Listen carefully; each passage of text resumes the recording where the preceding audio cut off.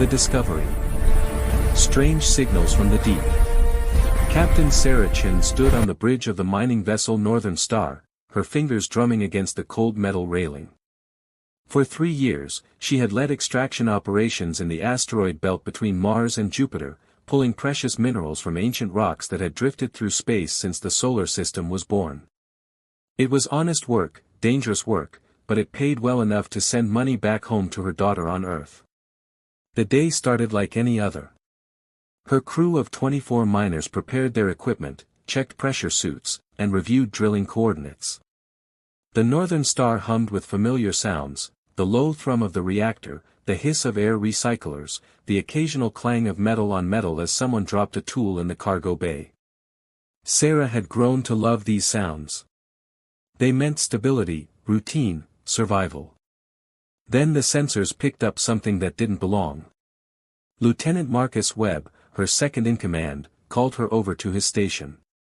His dark eyes were fixed on a screen showing a three-dimensional map of nearby space. A cluster of red dots blinked insistently at the edge of their scanning range. Sarah leaned in, studying the pattern. The objects were moving together, locked in formation like birds migrating across an invisible sky. Marcus ran his calculations twice before speaking. The objects were massive, each one roughly the size of a cargo freighter. They were decelerating, bleeding off speed as they approached the inner solar system. Their trajectory would take them past Mars, past Earth's orbit, and eventually into the Sun unless something changed their course. What puzzled Sarah most was the silence. No transponder signals, no radio chatter, no identification codes. Just cold metal and momentum. She made her decision quickly. The Northern Star altered course, engines burning fuel they could barely afford to waste. As they drew closer over the next 6 hours, the objects resolved into clearer shapes. They were cylindrical containers, each one dark gray with strange markings etched along their surfaces. The containers were linked together by thick cables, forming a chain that stretched for nearly a kilometer through the void. First contact with the unknown. Sarah ordered her crew to suit up. 5 of them would take the shuttle across the gap to investigate while the Northern Star held position at a safe distance. She chose her team carefully, Marcus for his steady nerves, engineer Dmitry Volkov for his technical expertise, medic Aisha Osman in case anyone got hurt, and 2 younger crew members, Jake Morrison and Lin Zhao, who had sharp eyes and quick reflexes. The shuttle detached with a gentle push of compressed air. Sarah piloted it herself, her hands steady on the controls despite the tightness in her chest. As they approached the containers, details emerged that made her skin prickle with unease. The markings weren't random scratches or damage from micrometeorites. They were deliberate symbols, arranged in precise rows like writing in a language no human had ever seen. Dmitry activated his scanner, sweeping it across the nearest container's surface. The readings made him frown. The metal was an alloy that shouldn't exist, combining elements in proportions that defied conventional metallurgy. The container's internal temperature was slightly above absolute zero, cold enough to freeze most known substances solid. Yet something inside was generating a faint heat signature, barely detectable but definitely there. Sarah maneuvered the shuttle alongside the container until they could deploy magnetic clamps. The shuttle locked onto the hull with a series of heavy thuds that vibrated through their boots. Jake and Lynn opened the airlock and stepped out into the void, tethered to the shuttle by safety lines. They moved carefully, testing each handhold before trusting their weight to it. The container's surface was smooth except for the symbols and a series of recessed panels that might have been hatches or access ports. Dmitry joined them outside, carrying a portable cutting torch. He selected one of the panels and began working on its edges, the torch's flame invisible in the vacuum but hot enough to melt the alien metal. It took 20 minutes of careful work before the panel came free, floating away on its tether. Behind it lay a smaller hatch with a manual override mechanism that looked almost familiar, as if whoever designed it had anticipated that someone else might need to open it someday. Jake reached in and turned the mechanism. Gears clicked and something inside the container shifted. The hatch opened inward, revealing darkness beyond. Sarah activated her helmet lights and peered inside. The beam illuminated rows of smaller containers, each one about 2 meters long and a meter wide. They were stacked in racks that extended deep into the cargo hold, dozens of them, maybe hundreds. Children in cold sleep.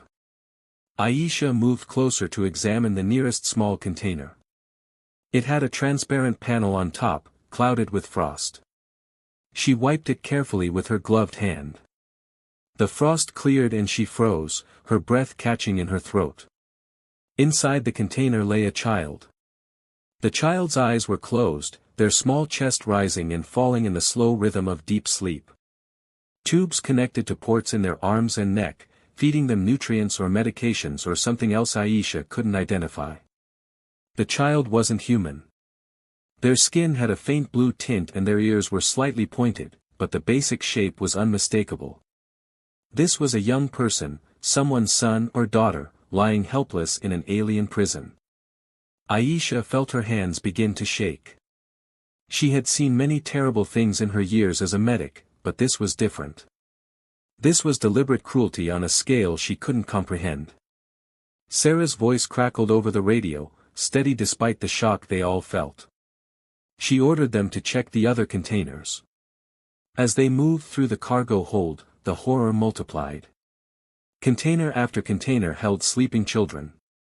Some looked almost human except for small differences in their features. Others were clearly alien, with skin in shades of green or purple, with extra fingers or unusual bone structures. But they were all children, all helpless, all trapped in this floating tomb. Marcus found labels on some of the containers, written in the same alien script as the symbols outside. He photographed them all, hoping someone back on Earth might be able to translate. Jake discovered a control panel near what might have been the cargo hold's main entrance. The panel was active, displaying information in flowing symbols that shifted and changed as he watched. Dimitri studied it for several minutes before concluding that it was monitoring life support functions for all the containers. According to the panel's readings, most of the children were alive but their condition was slowly deteriorating. The systems keeping them asleep were running on backup power, draining batteries that had been designed for a much shorter journey.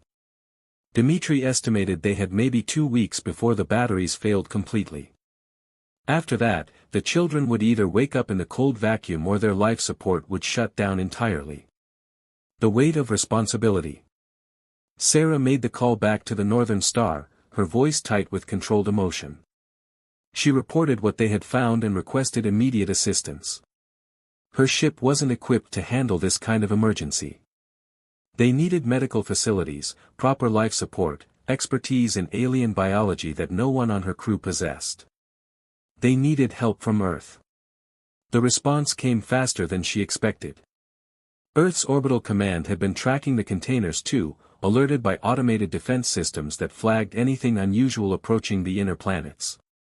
When they heard Sarah's report, the conversation went all the way up to the highest levels of Earth's government within an hour. What had been a curiosity became a crisis, and a crisis became a test of humanity's character.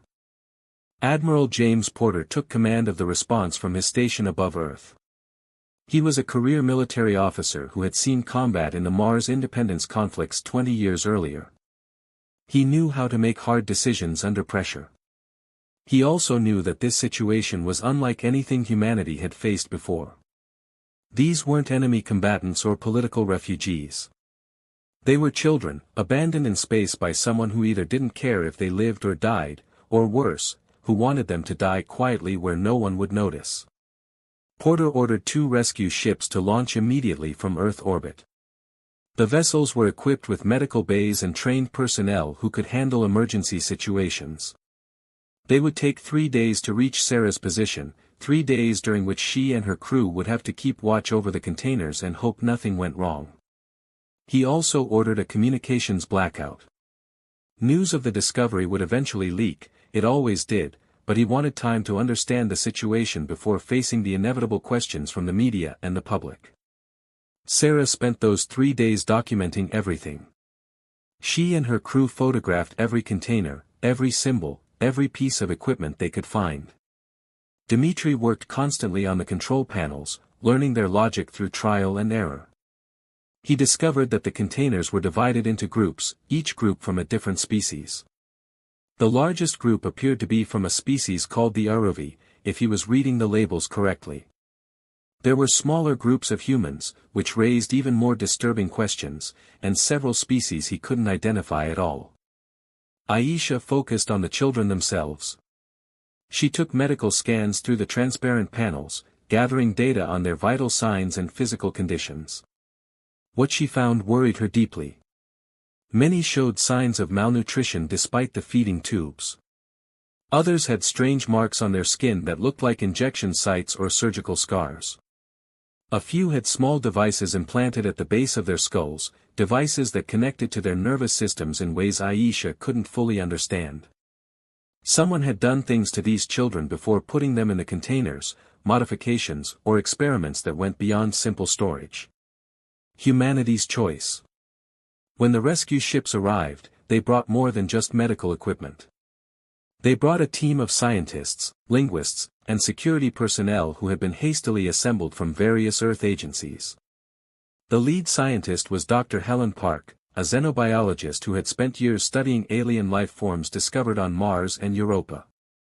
She had never expected to study living alien children, but she approached the task with the same methodical care she brought to all her work. Dr. Park's team set up a mobile laboratory on one of the rescue ships. They began extracting children from the containers one at a time, starting with those whose life support was failing fastest. The process was delicate and dangerous. The alien medical equipment had to be carefully disconnected while keeping the children sedated. Any mistake could cause brain damage or death. Helen worked 16-hour shifts, pushing herself and her team to their limits. The first child they successfully revived was a human girl, maybe 8 years old with dark hair and pale skin. She had been asleep for so long that her muscles had atrophied, leaving her weak and disoriented. When she opened her eyes and saw the strange faces around her, she began to cry silently, tears rolling down her cheeks. Helen held her hand and spoke softly, telling her she was safe now, that they would take care of her, that everything would be all right. The girl couldn't or wouldn't speak. Tests revealed that she had been subjected to neural suppression, a technique that blocked certain memories and made communication difficult. Someone had deliberately damaged her ability to remember where she came from or how she ended up in the container. Helen felt rage burning in her chest, a cold fury at whoever had done this. But she pushed the anger aside and focused on helping the child recover. Over the next week, they revived 40 more children from the first container. Each one told a similar story through their silence and their scars. They had been taken from somewhere, modified in ways both physical and mental, then dumped in space like garbage. The security team analyzed the container's navigation systems and traced their trajectory backward. The containers had come from deep space, from a region where several alien civilizations maintained territory. Narrowing it down further would require more investigation, but it was clear this wasn't an accident. Someone had deliberately sent these children toward Earth's solar system, perhaps knowing humans would find them, perhaps not caring either way. Admiral Porter made the decision to bring all the containers to Earth. It would take months to revive all 12,000 children, assuming they could save them all. Many would die despite humanity's best efforts. Others might never fully recover from what had been done to them. But Porter knew that leaving them in space wasn't an option. Humanity had been given a test, not by any god or higher power, but by the cold mathematics of chance and cruelty. How they responded would define them for generations to come. Saracen watched from the bridge of the Northern Star as the containers were slowly towed toward Earth, massive ships straining against the weight. She thought about her own daughter waiting at home, safe and loved. She thought about the children in those containers who had no homes to return to, no families waiting for them. Something fundamental had changed in that moment when Aisha wiped the frost from the viewing panel. Humanity had been pulled into a larger universe whether they were ready or not, and the universe had shown them its cruelty first. But humans had always been good at one thing, Sarah reflected. They were good at refusing to accept cruelty as inevitable. They were good at fighting against impossible odds. They were good at caring for those who couldn't care for themselves, even when it cost them dearly. As the Northern Star turned back toward the asteroid belt to resume mining operations, Sarah felt a strange mixture of grief and hope. The children would need years of care, but they would receive it. Humanity had made its choice. The Awakening. Medical miracles and mounting questions. Dr. Helen Park stood in the observation room overlooking Ward 7 of the Orbital Medical Station Sanctuary 1. Below her, 50 children lay in specialized medical beds, each one connected to monitors that tracked their vital signs moment by moment. The ward had been converted from a cargo bay in just 2 weeks, a testament to how quickly humans could adapt when necessity demanded it. White walls, soft lighting, and carefully controlled temperature created an environment meant to be as calm and non-threatening as possible. Helen had barely slept since the containers arrived at Earth. Every waking hour was consumed with the challenge of keeping her patients alive and helping them recover from what had been done to them. The human children were challenging enough, their bodies weakened by months or years in cold sleep, their minds clouded by neural suppression techniques. But the alien children presented entirely new problems. Their biology didn't match any database Helen had access to. She was learning their physiology through observation and careful experimentation, trying not to cause harm while racing against time. The Uruvi children were the most numerous group.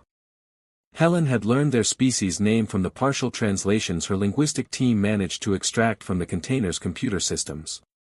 The Uruvi were humanoid in basic structure but with several key differences.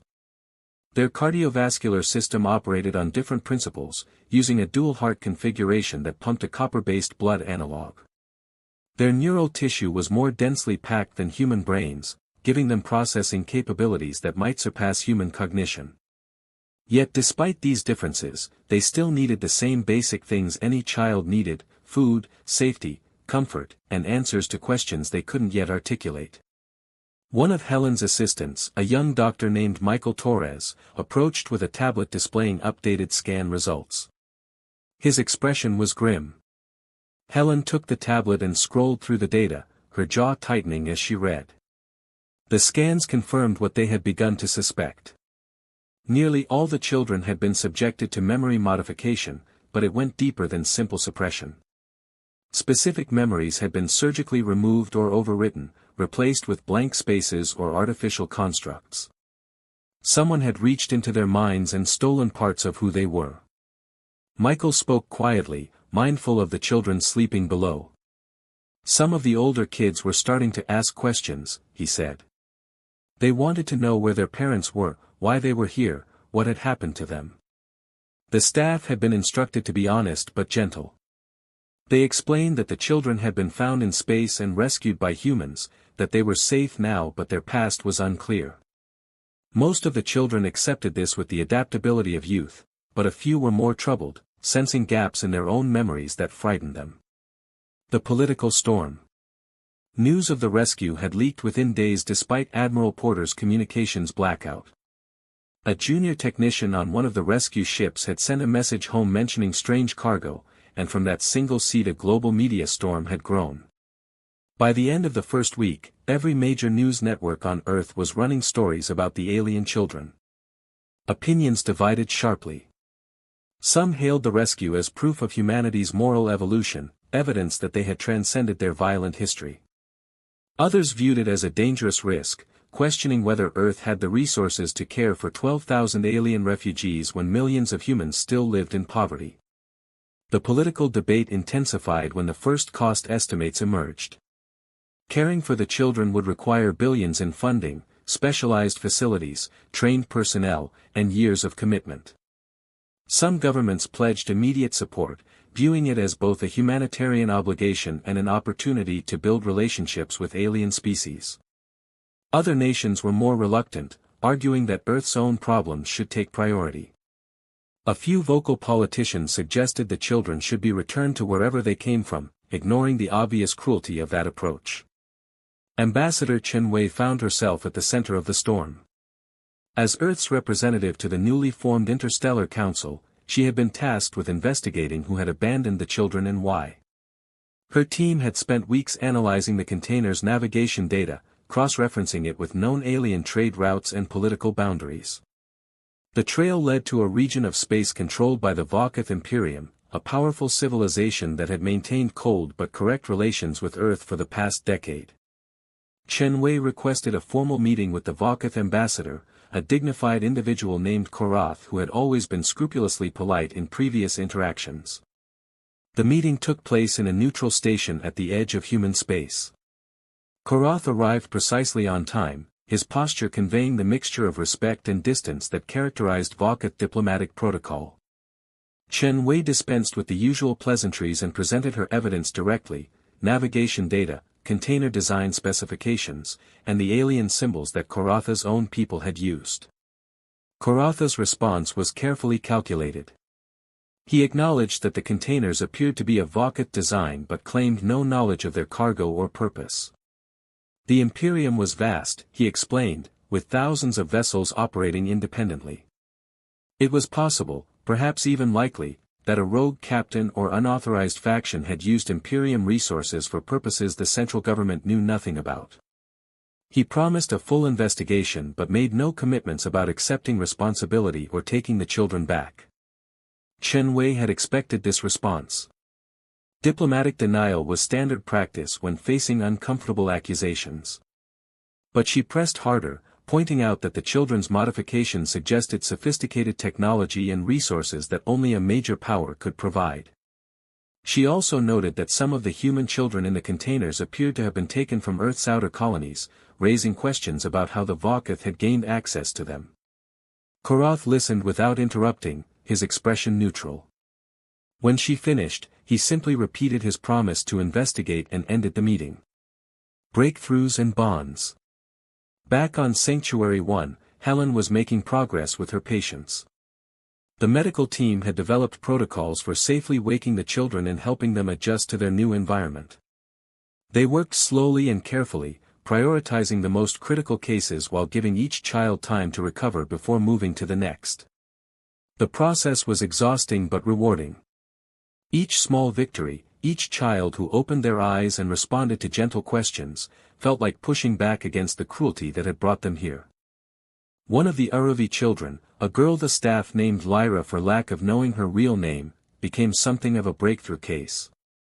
Lyra was approximately 12 years old by Uruvi standards, old enough to have retained more memories than the younger children despite the modifications. She woke confused and frightened, but when a nurse named Sarah Bennett sat with her and spoke calmly, explaining where she was and that she was safe, Lyra's panic gradually subsided. Over the following days, Lyra began to trust Sarah and started communicating through a combination of gestures and simple sounds.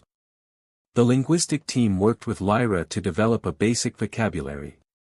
They showed her pictures and objects, teaching her English words while she taught them Uruvi terms. Progress was slow but steady. Within 2 weeks, Lyra could manage simple sentences. Within a month, she was having basic conversations. What emerged from those conversations was heartbreaking. Lyra remembered fragments of her life before the containers. She remembered a home with others like her, remembered lessons and games and something that might have been a school. Then there was a gap, a blank space where weeks or months should have been. Her next clear memory was waking up in the medical bay surrounded by strange beings speaking an unfamiliar language. Helen listened to Lyra's story and felt her determination harden. These children deserved answers. They deserved justice. But more immediately, they deserved a chance to have normal lives again. She began advocating for a comprehensive rehabilitation program, one that would address not just their physical needs but their psychological recovery as well. The children needed education, therapy, social interaction with peers, and gradually increasing independence. They needed to learn skills that would help them integrate into Earth society if they chose to stay, or prepare them to return to their own people if that became possible. The proposal faced resistance from budget-conscious officials who saw only costs and complications. But Helen found allies in unexpected places. Sarah Chen, the mining captain who had first discovered the containers, became an outspoken advocate for the children.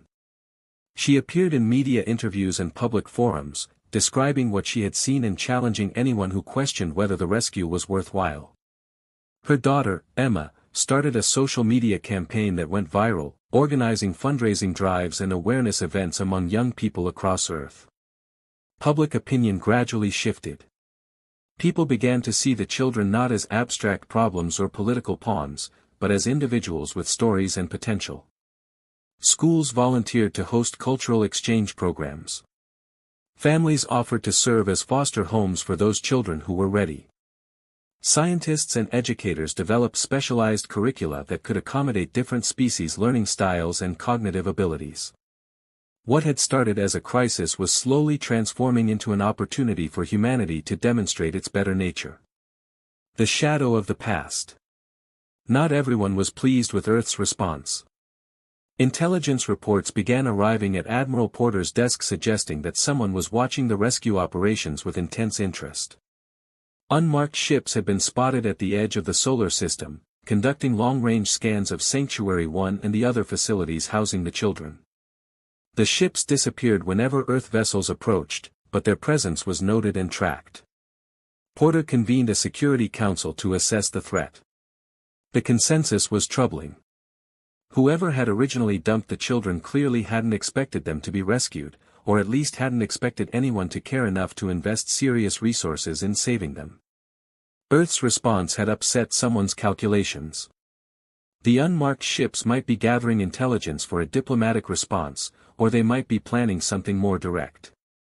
Porter ordered increased security around all facilities housing the children and placed Earth's defensive fleet on elevated alert status. The threat became more concrete when a transport ship carrying medical supplies to Sanctuary 1 reported being followed by an unknown vessel. The vessel matched descriptions of ships seen in Vaucath space, but it carried no identification and ignored all communication attempts. The transport's captain altered course several times trying to shake the tail, but the unknown vessel matched every maneuver with eerie precision.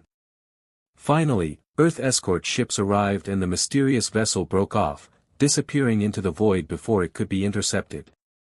Helen heard about the incident and felt a chill run through her.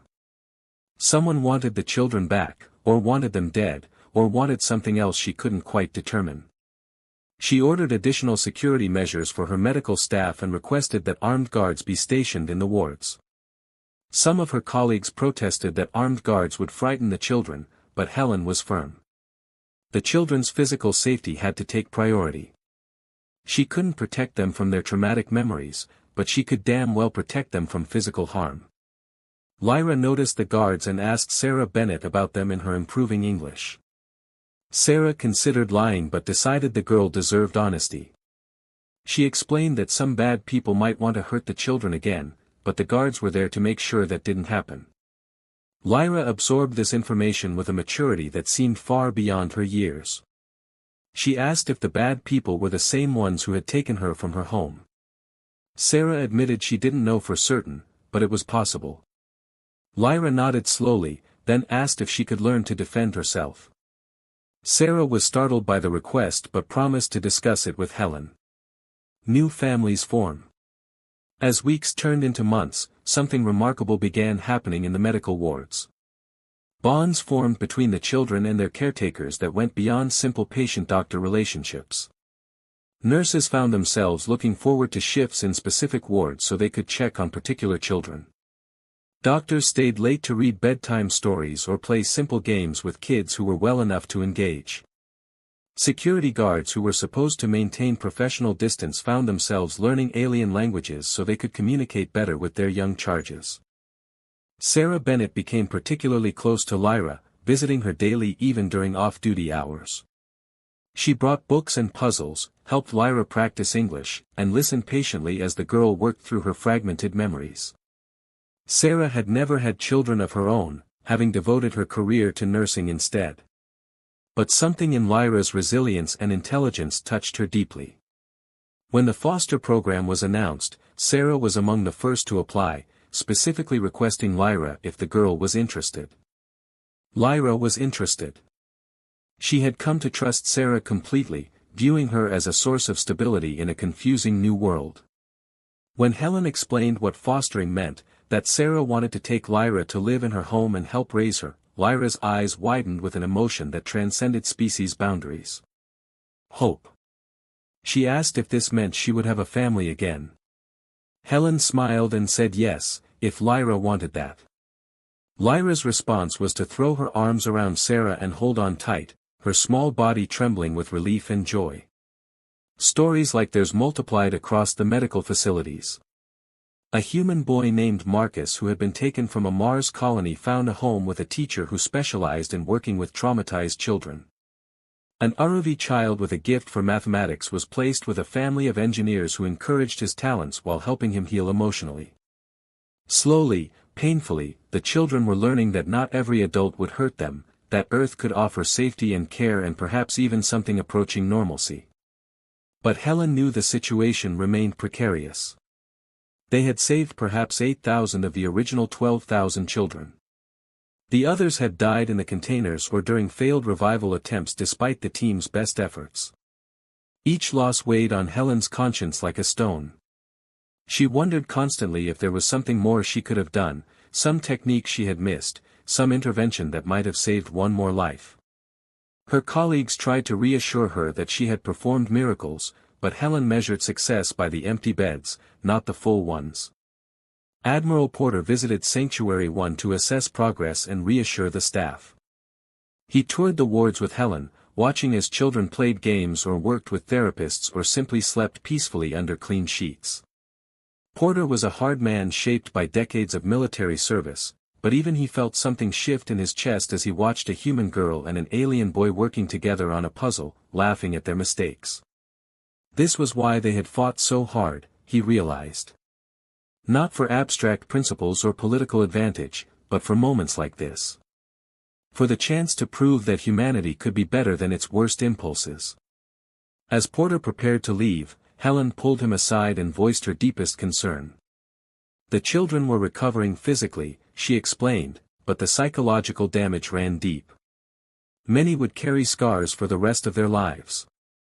Some might never fully remember who they had been before the containers. And all of them lived with the knowledge that someone had considered them disposable, worth less than the fuel it would have cost to take care of them properly. Earth could give them new lives, but could never fully restore what had been stolen. Porter listened and nodded, his expression grave. He promised that the investigation would continue, that Earth would not rest until they had answers and, if possible, justice. But both of them knew that justice might prove elusive. In the vast darkness between stars, cruelty often went unpunished.